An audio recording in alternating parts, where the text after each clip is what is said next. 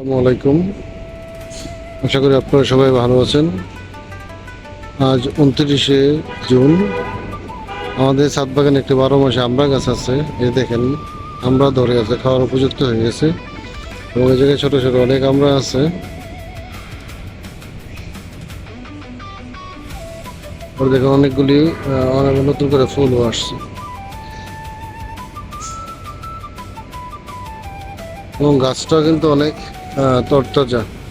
তো আমি ছাদ বাগানে দেখলাম যে এই গাছেরটা তেমন যত্ন নিতে হয় না। হ্যাঁ, এবং এটা খুব সুন্দর গ্রোথ এবং বেশি খাবারও দিতে হয় না।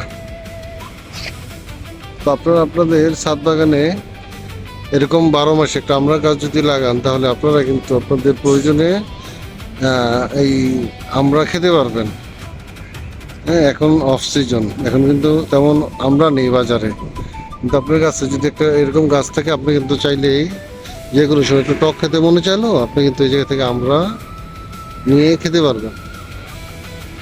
ধন্যবাদ সবাইকে ভিডিওটি দেখার জন্য। আল্লাহ হাফিজ।